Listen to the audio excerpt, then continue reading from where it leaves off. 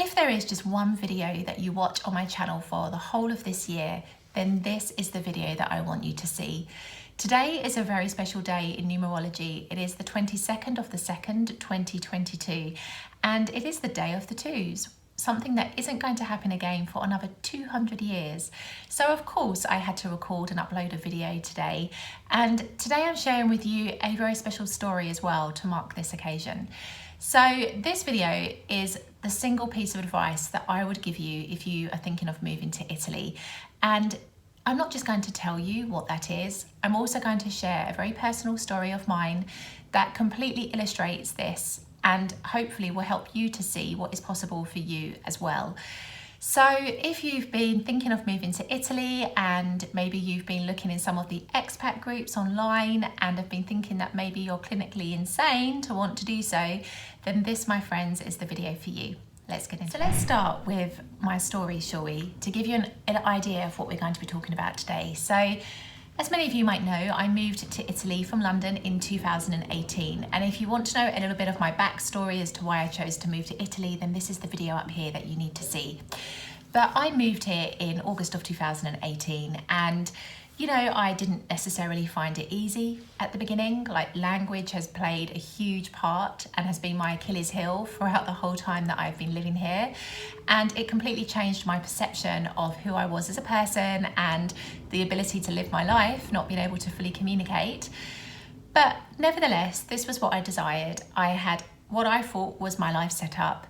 And then in 2019, things shifted for me. The relationship that I was in at that time and that had really ultimately become a central feature in my life finished. And in the blink of an eye, everything that I thought was my life and I had known disappeared in a flash. I had to think about a new home. I had to consider what I wanted to do with my life, and everything kind of got a bit on top of me. And coupled with the fact that I had moved here to Italy with having left my business and in a bit of a place where I didn't really know who I was anymore, because my identity had been solely centered around being a business owner and an entrepreneur. And then I moved here and became a teacher and suddenly had all this spare time on my hands with nothing to fill it with. I kind of lost myself, and over Christmas of 2019, when I was in Palermo, I had a bit of a breakdown and I was taken to hospital. And in that moment, I was like, what am I going to do with myself? I came to Italy to discover my joy, and what I had thought had been my joy wasn't really the true essence of my joy at that time. And I just felt really stuck and isolated and not really sure what I was going to do with myself.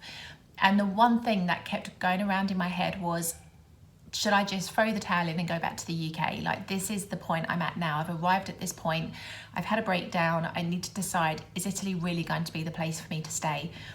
And there was one thought that came into my head that I've never shared with anybody, but at the time I was teaching at a Montessori school in Naples, and I had a beautiful class of preschoolers, and it was their little faces that were so happy to see me every morning. Miss Claire, Miss Claire. Those little faces helped me to say, do you know what? I don't want to give up on my dream. Knowing that I love what I do, I love teaching, knowing that I had come to Italy to discover myself, and knowing that this moment in itself would help me to do just that, gave me some kind of inner strength to stick it out. And also I knew that if I returned back to the UK, there would be a huge part of me that would regret ever having left Italy in the first place, because, you know, with Brexit and everything else that was going to be happening, it was never going to be easy to come back. So with that strength of mind, I began to recover. And at the beginning of 2020, during the pandemic, I actually wrote a book. And this is the book right here, Wake Up to Your Worth. And I self-published it through Amazon. I'm going to put the link below in the show notes in case you want to have a look. And I documented the 36 life lessons that I had learned that took me from that place of desperation in that hospital bed in Palermo to the moment of awakening that I had inside and the beginning of my breakthrough. And I wrote this book and published it in the June of 2020. And then I suddenly went really quiet. I didn't really talk about it. I didn't publicize it. I suddenly became very shy to the fact that I'd been so open and vulnerable in my experiences. And with that came the possible judgment from people. And I suddenly became a bit of an introvert and didn't really share my work. Fast forward 2 years, and this year I'm so proud to announce that my book is actually going to be featured in an exhibition that is organised by the Art and Poetry Open Air Museum in Palermo at Palazzo Banchiforte, and it's going to be in an exhibition at the end of July, and I'm actually going to have 4 extracts of my book translated into Italian and placed as permanent street art features in the historical centre of Palermo. I cannot believe it.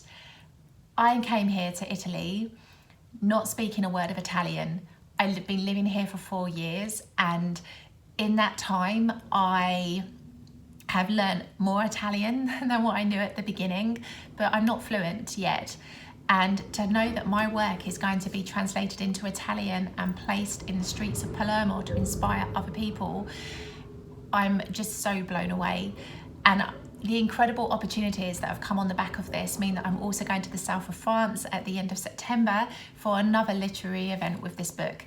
And I cannot believe what is happening right now.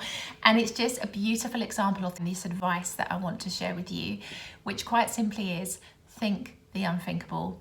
Moving to Italy is not an easy experience.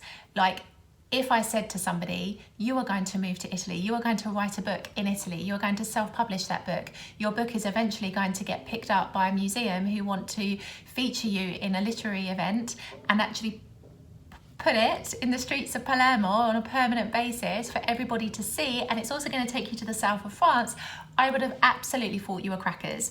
But this is the thing, you have to do things in life that nobody else understands, because what you don't realise is that each of us has a calling. Each of us within us have a set of desires and beliefs that we want to follow.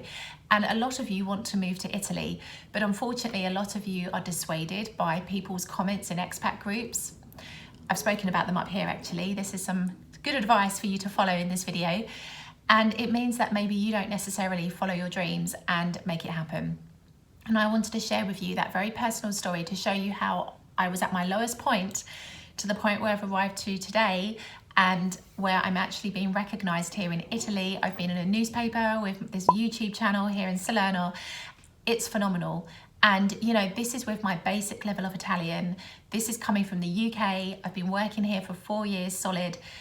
I can only tell you from my heart that you absolutely have to follow your dreams. It's not always going to be easy, but if you come here with the mindset that you can make it work, if you come here with an open mind, if you come here believing that you can be successful, then you have a much better chance and prospect of making that happen than if you choose to listen to the risk averse and the naysayers.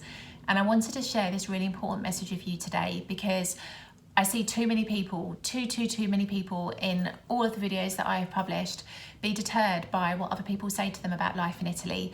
And I'm not one of those people that is going to tell you that life here is terrible or the bureaucracy is a nightmare and you shouldn't come.